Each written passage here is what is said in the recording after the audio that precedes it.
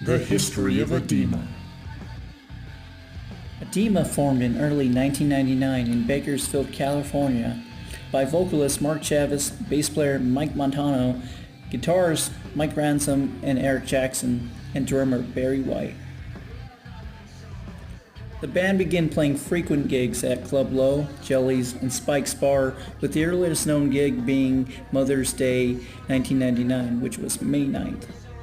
According to drummer Barry White's replacement, Cesario Garasa, Adema started off as an offshoot of another local band called BPD, Big, Powerful, and Dangerous, which featured Mark Chavez on guitar, alongside Mike Montano on bass and Barry White on drums.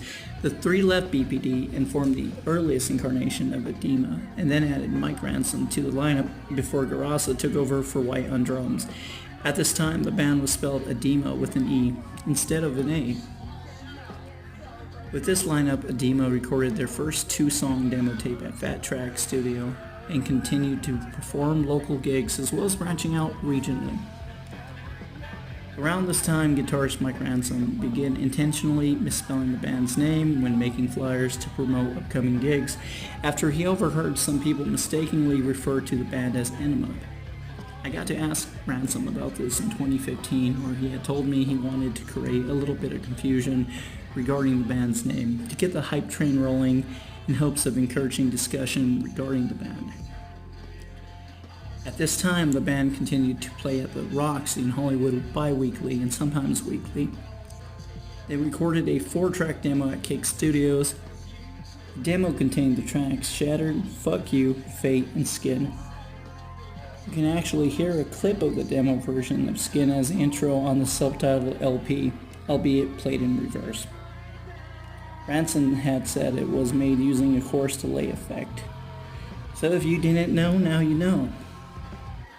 In mid to late 1999, the band had diverged into two factions, Mark and Mike R, and Eric and Mike M, with Garasa stuck in the middle.